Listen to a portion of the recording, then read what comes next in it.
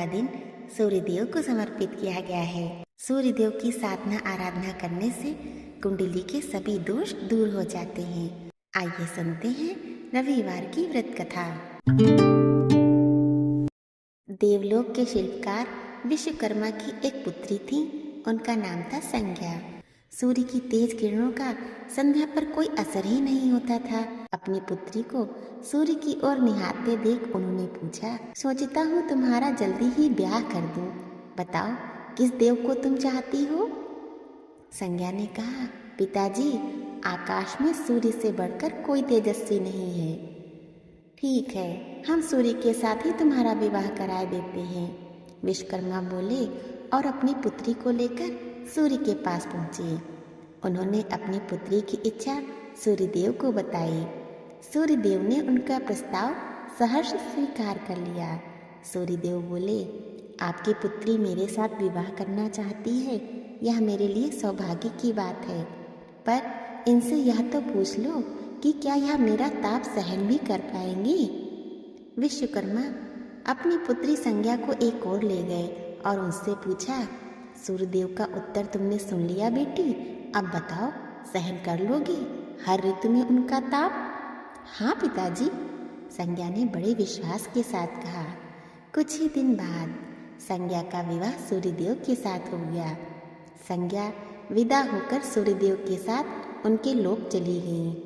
पति के साथ संज्ञा के दिन सुखपूर्वक बीतने लगे। एक बार ग्रीष्म ऋतु में सूर्य की किरणें बहुत ही प्रखर हो गईं। उनका तेज अपनी चरम सीमा पर जा पहुंचा। संज्ञा की चमड़ी झुलसने लगी। सूर्यदेव ने संज्ञा को अपने पास बुलाया तो संज्ञा अपनी आंखों पर हाथ रखकर उनके पास पहुंची। सूर्यदेव बोले, संज्ञा मेरी ओर देखो, तुमने अपनी आंखें क्यों ढक ली? नेत्र खोलो और मेरी ओर देखो, मैं तुम्हारा पति हूँ। स्वामी, आपके ताप से मेरी आंखें नहीं खुल पा रही, संज्ञा ने कहा।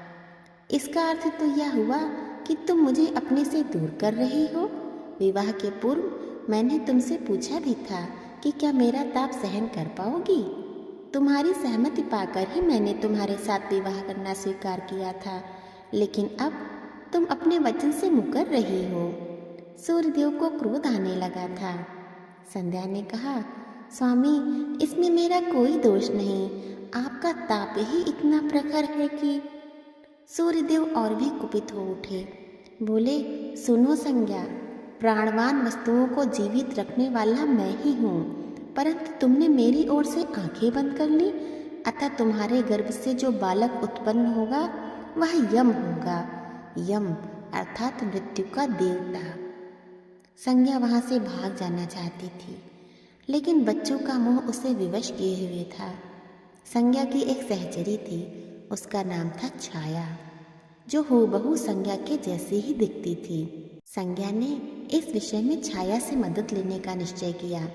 संज्ञा ने छाया को बुलाया और अपनी समस्या बताई। छाया बोली, मुझे क्या करना होगा? संज्ञा ने कहा, तुम संज्ञा बनकर मेरे पति के पास जाओ और उनकी पत्नी और मेरे बच्चों की माँ बनकर वहीं रहो।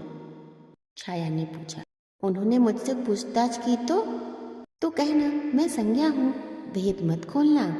यह सुनकर छाया बोली, यह सब मैं करूँगी, लेकिन मेरी एक शर्त है। सूर्यदेव कभी मुझ पर बिगड़े या श्राप देने लगे तो मैं सारा भेद खोल दूंगी।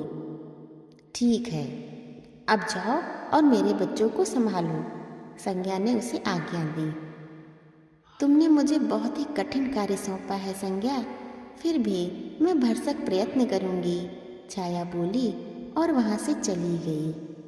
संज्ञा सोचने लगी, मैं मायके जाती हूँ, माँ और पिताजी मुझे देखकर प्रसन्न होंगे, मैं कुछ समय वहाँ रहूंगी, परंतु पिताजी कहेंगे स्त्री की शोभा पति के घर में रहने में ही है। पिताजी जब मुझे लौट जाने को कहेंगे तब मैं जंगल में चली जाऊंगी। संज्ञा अपने मायके पहुंची। पिता ने उसका बड़ा सत्कार किया। संज्ञा कुछ दिन मायके में सुख से रही। एक दिन पिता ने उससे कहा, विवाह हो जाने के बाद स्त्री को मायके में अधिक समय तक नहीं रहना चाहिए, अब तुम अपने पति के घर जाओ। एक रात चुपचाप पिता का घर छोड़कर संज्ञा जंगल में चली गई। वह सोचने लगी, मैं सूर्य के सामने नहीं जा सकती, अतः घोड़ी बन जाती हूँ। उस रूप में मुझे कोई पहचान नहीं पाएगा। घोड़ी का रूप धरकर संज्ञा तपस्या करने लगी, सूर्य के ताप की शक्ति को कम करने के लिए। उधर छाया ने सूर्य के यहाँ जाकर संज्ञा का स्थान ले लिया। छाया ने एक पुत्र और एक पुत्री को जन्म दिया। अब छाया का व्यवहार बदलने लगा। वह अपने बच्चों से तो प्यार करती थी, लेकिन संज्ञा के बच्चों के साथ वह दुर्व्यवहार करने लगी। यम और यमुना ने तंग आकर अपने पिता से उसकी शिकायत अवश्य कर दी। पिताजी, यह स्त्री हमारी माँ नहीं है, यम ने बता दिया। सूर्यदेव गुस्से से भरकर छाया के पास पहुँचे और उसके केश पकड़कर झकझोरते हुए बोले, सच बताओ, तुम कौन हो, अन्यथा मैं तुम्हें कठोर दंड दूंगा। ठहरिए स्वामी, भय से कांपती हुई छाया बोली, मैं संज्ञा की छाया हूँ। वह आपकी देखभाल का भार किसी को सौंपे बिना नहीं जाना चाहती थी, इसलिए उसने मुझे आपके पास भेज दिया। संज्ञा अपने पिता के यहाँ गई है। सूर्यदेव सीधे संज्ञा के पिता विश्वकर्मा के पास पहुँचे। विश्वकर्मा ने बताया, वह तुम्हारे तेज से बचने के लिए यहाँ आई थी। उसने घोड़ी का रूप ले लिया है। वह जंगल में घूमती रहती है और तुम्हारे तेज को घटाने के लिए तपस्या कर रही है। सूर्यदेव ने कहा, तो आप मेरा तेज घटा दीजिए, फिर उसे खोजने के लिए चलते हैं। विश्वकर्मा ने सूर्यदेव के तेज का 8वां भाग छांट दिया, जिससे सूर्यदेव का तेज घट गया। फिर वे दोनों संज्ञा को खोजने निकले। सूर्य घोड़ी के निकट पहुँचे और कहा, संज्ञा, मैं सूर्य हूँ, तुम्हारा पति। अब यह घोड़ी का रूप त्याग दो।